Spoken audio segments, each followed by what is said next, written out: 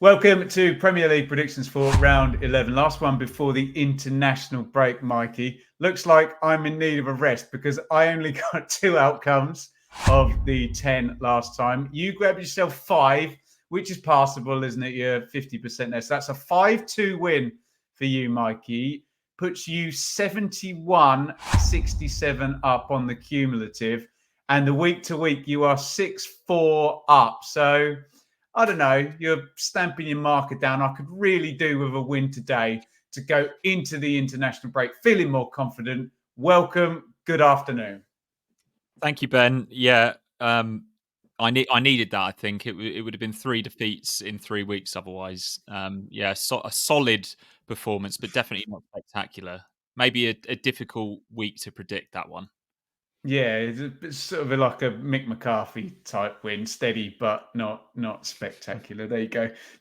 Mention for Big Mick early in the proceedings here, which is probably a good time for me to plug as well, that we simulcast all of these shows over on the Blue Monday feed. And all those lovely people will, I don't know how they will have felt when I mentioned Mick, but there you go. However you feel, Mikey, we implore everybody to copy and paste all these scores from the description down there. Have a go at the predictions. It's harder than it looks. Give yourself 1 point for a correct outcome. See if you can get more than 2 and you'll be better than me. Give yourself 3 for a correct scoreline and give yourself a bonus point. Mikey went all in on glorious 4-3 for Brentford and Fulham last night.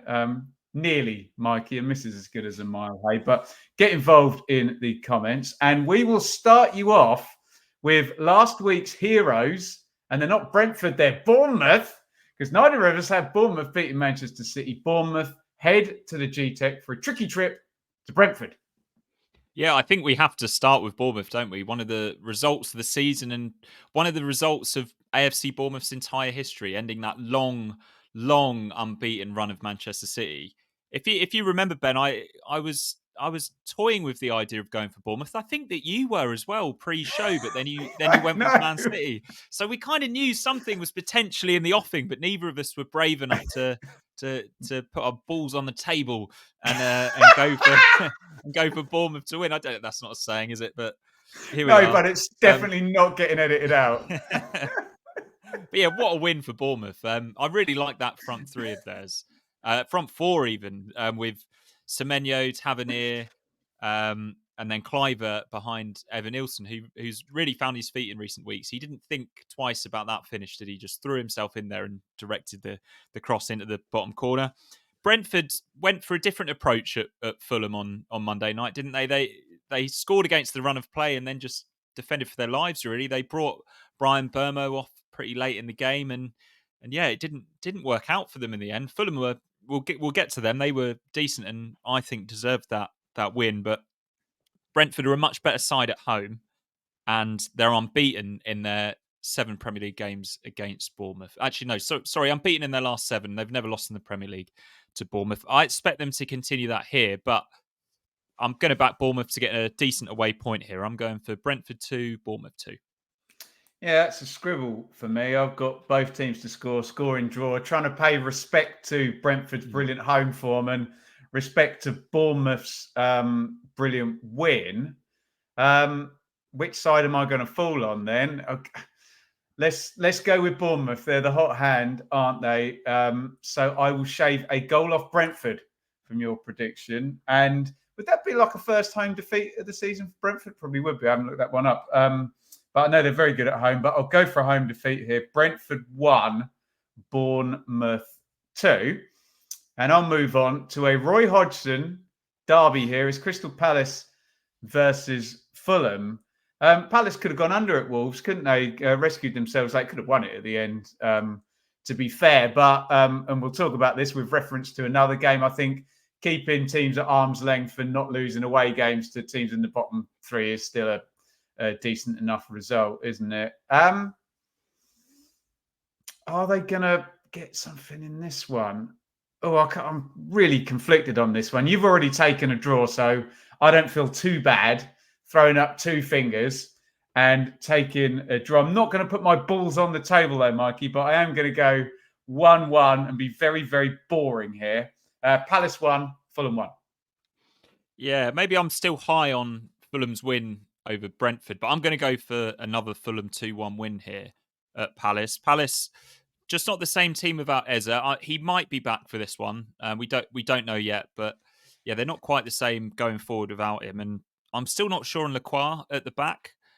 I don't think that he definitely hasn't been an upgrade on Anderson, who's fitted in really well at Fulham. I think he was decent again against Brentford. Fantastic passing range and very good at defending his penalty area. And yeah, possibly a bit of a momentum switch that for Fulham as well. It's one of those where if you lose a game when you create so many chances, it can really knock your confidence. But if you can turn a game around that looked lost, then it can go completely the other way. So I'm backing them here in this sort of Southwest London derby to nick a 2-1 win. Good disclaimer on the derby conversation again. It's not a derby that one. I won't even go there. West Ham versus Everton. David Yeah, Unsworth derby. really struggling with this one, Ben.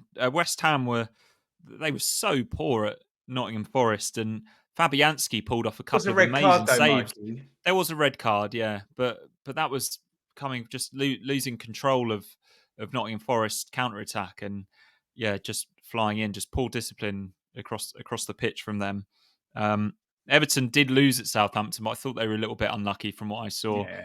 And both of these teams, West Ham and Everton, are going to confuse us a little bit because we've both seen them play well and control a game against our team, Ipswich, haven't we? So it's probably not a surprise that I'm struggling with this one. So I'm going to just take the cop out here and go for 1F in 1. Yeah, that makes a lot of sense. Being you've done that, although there's a pattern here, I went away win last time you did that. So shall I go home win? Because I didn't want to double up your draw in Brentford versus Bournemouth.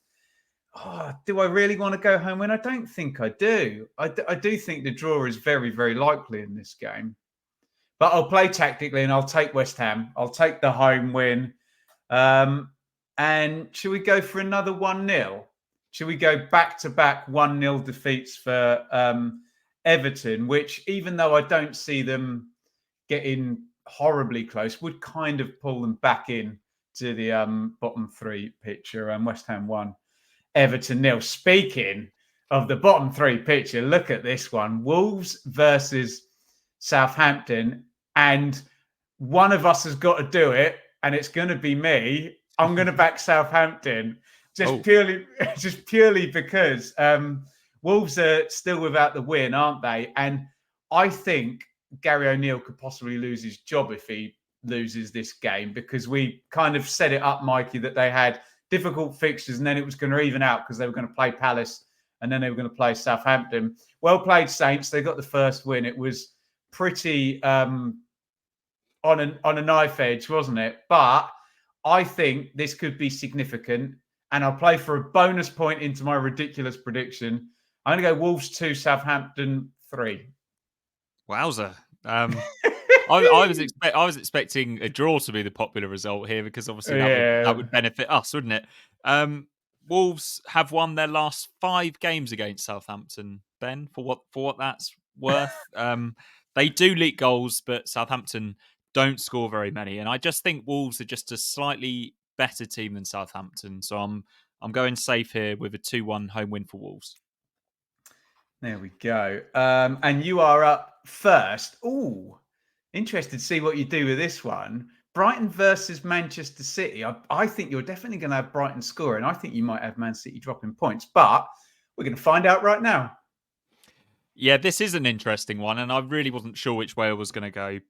Brighton were really close to another decent result away at Liverpool, but they have dropped 10 points from winning positions, which is worrying for them. And Manchester City are the comeback kings, aren't they? They'll let you take the lead and then come back. So that might be what happens here. City are missing key players, but they love playing at Brighton. They've got a really good record there over the years. They won the title there once, didn't they? Yeah, they did. Yeah. It survived an early scare, but did eventually win the title there. Gundogan scored. Obviously, he's back and he's getting game time because of the lack of midfield options. But I think that they'll find a lot of space. I'm just basing this off that first half between Brighton and Spurs. And I know, Brighton fans, that you ended up winning that game impressively. But in that first half, Spurs created so many chances playing in a style that I'd expect Manchester City to play at the Amex. So I'm going to go for quite a high scoring one here. I'm going Brighton 1, Manchester City 3. Nice. Look, Mikey, I'm sure someone will do it in the comments at the end of the season and figure out how many times I've predicted Man City to win this season. And I don't get many times when I don't predict them to win. And I just feel like, I don't know, it feels like you can score past them and like everything's not perfectly calibrated like it probably will be in about 3 months' time or what have you. So I will take the opportunity to go for Man City to drop points. I'm not feeling confident enough to predict the defeat, but maybe it'll be like we thought the Bournemouth game was going to end and it's just going to nick a goal at the end and draw 2-2. So I'll take a Desmond here and kind of play into the idea that we have such high standards for Man City and they're just a little bit off them at the moment. Liverpool versus Aston Villa. So Mikey and I are recording on Tuesday here. Liverpool play tonight, really tricky one, against Bayer Leverkusen. And when do Villa play, Mikey? They must play. Villa play on Wednesday, but it's in Bruges, which isn't a bad trip, and it's an early game. It's 5:30 our time, so not a bad. They should be back at a reasonable time on Wednesday night, and this game is late on Saturday as well, so they could it's 8 p.m., leave the travel quite late as well. So this one's not too bad for Champions League, but you just don't know. You don't know what injuries they're going to pick up in these games, right? Yeah, I know Spurs can Spurs sometimes, but Villa really collapsed in that second half. Very out of character for such a well-organised, sensibly managed team. I think Villa are going to lose by a single goal. I think it's going to be a close, tight game here.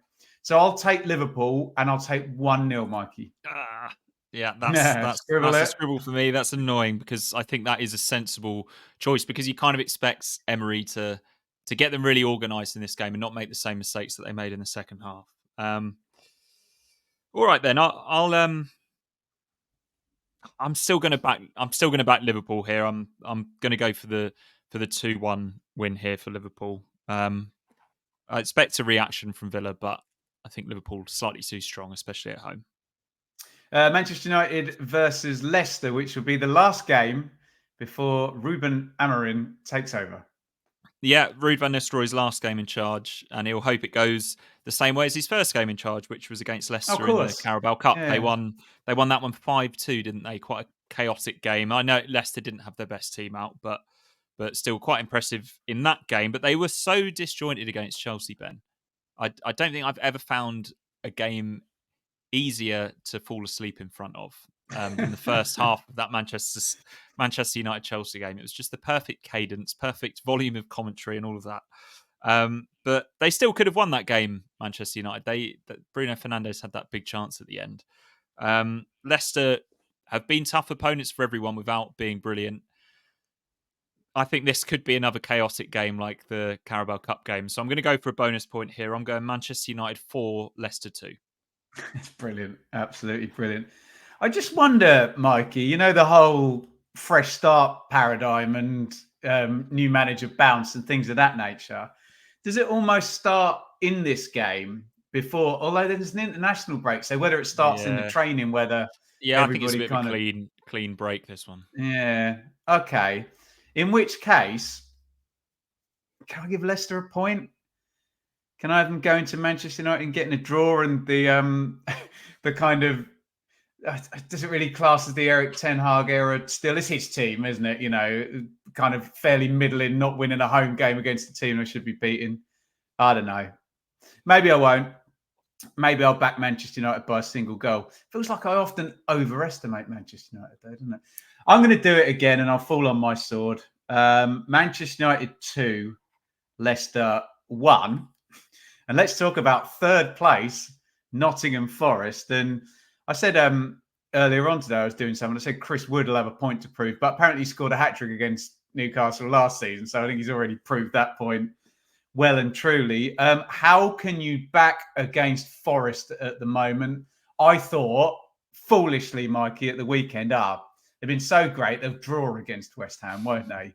I'm not going to make that mistake again, and I will be backing against Forest to win and to keep a clean sheet. Forest 2, Newcastle 0. Forest for the title. Brilliant. That'd be nice, wouldn't it? Good for you. Good for your channel as Tremendous. well. Yeah, right. Good for Stuart football. Pearce. Yeah, and for football. Yes, this is the Stuart Pearce derby, isn't it? Or What a Elliot player. Anderson, who's settled in really well at Nottingham Forest, and I know that was Goalie a go the other way? transfer.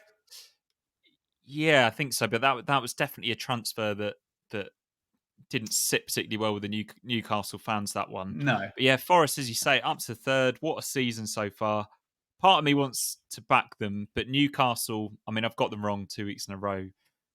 They were good against Arsenal, and Anthony Gordon, who's one of my favourite players, he just That was brings like out Keith the best. Gillespie to Alan Shearer. You must have thought that It goal. was, It was yeah, brilliant, wasn't it? it was Yeah. beautiful, wasn't it? It was. I think Alan Shearer was watching it at PLP, and he said that was a '90s cross into the box, Oh, and yeah, the a master. fantastic bullet headed from Isak as well. Gordon, obviously a real threat, but he also brings out the best in Isak, and Isak scored 2 in this fixture last season. I'm backing him to score again, but I can't quite go for Newcastle to win. I'm going Forest, inform Forest 2, Newcastle 2. Here you go, Mikey. Spurs versus winless Ipswich Town. Yeah, game of two halves for Spurs against Aston Villa, wasn't it? And they show what they're all about at the attacking end in the second half of that game. I didn't really see it coming either. Smashing and grabby to be one up anyway, though. Yeah, maybe a little bit, but I wasn't impressed by Spurs in that first half. Fair. And Ollie Watkins could have made it 2-0 on another day as well.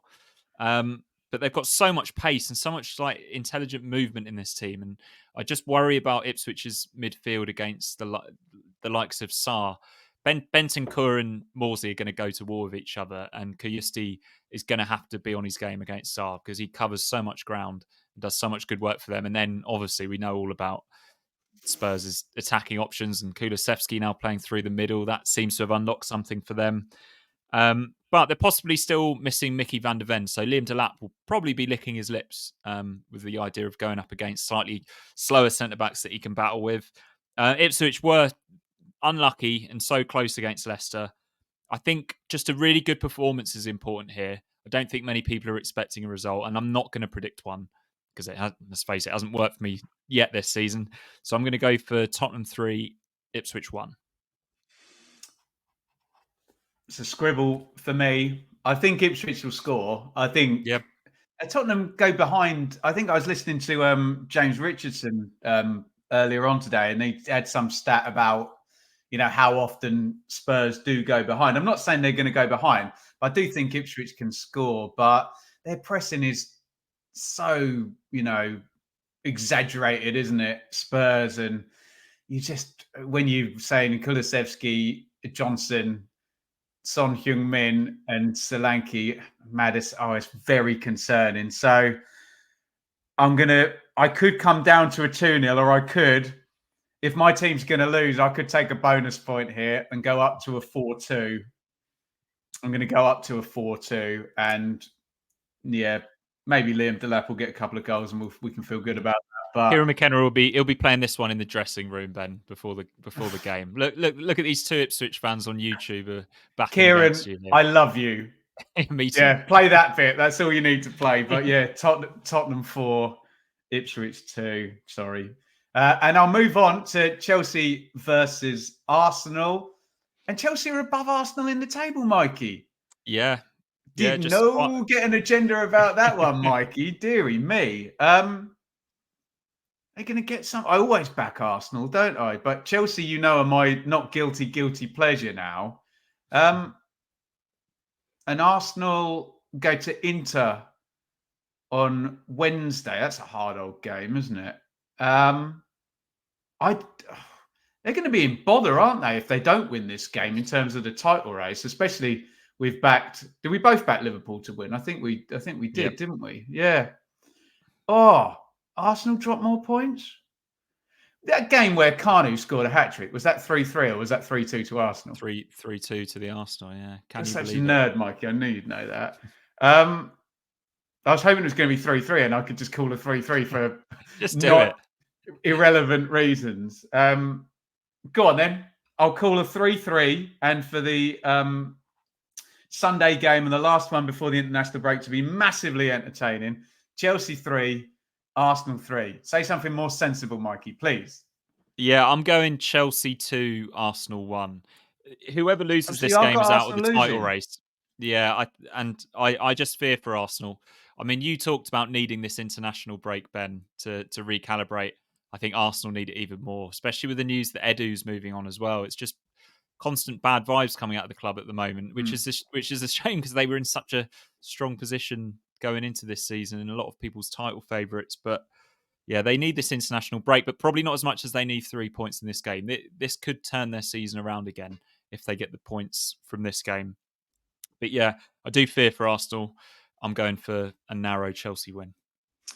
Yeah, there is the scenario where they go and they really say, no, we are a class team and win 3-0 or something. But I just wonder with the busy week and like you say, where it's positioned at the end of the international break, that it may be tricky. Get involved with your own predictions. Copy and paste. There are mine and Mikey's up on the screen. And give yourself 1 point for a correct outcome, 3 points for a correct scoreline, and a bonus point if your scoreline contains 5 or more goals. It's international break, as we've mentioned several times during this show, so there will be no Mikey on the channel next week, but he will be back in a fortnight as I suppose we're beginning the run up to Christmas then, and a quite heavily stacked December. So do let us know how you want Mike and I to proceed with the calendar in December, and we'll see how many of these we can get done for you. Mikey, I suppose in your profession now, take stock now while you can before the mad rush begins. Yeah. Yeah, the reason I celebrated when you said international break, Ben, is I just get a quieter week of work. That's the only reason. Obviously, I miss the domestic football as much as anyone. I don't. Yeah, international breaks I quite enjoy anyway. I enjoy international football, but I'm not particularly excited for UEFA Nations League at Greece the and moment. Ireland again, isn't it? Yeah. Yeah. But yeah, I am going to Spurs on Saturday, Ben. Ooh. Getting the train Well, up to actually, Spurs. are you joining me on the we'll be together on the Yeah. Blue Monday podcast? Yeah. So I'll save my Seven Sisters joke for the Blue Monday show. Oh dear. Well, we can do a little plug then. If you want to catch up with me, if you want some Mikey before he's next on this channel, head over to the Blue Monday. Yeah. So I feel bad for predicting that you're going to have to see Spurs score 4 times against Ipswich. But there you go. Thank you everybody for watching. Get your predictions in the comments, and we'll see you all very soon.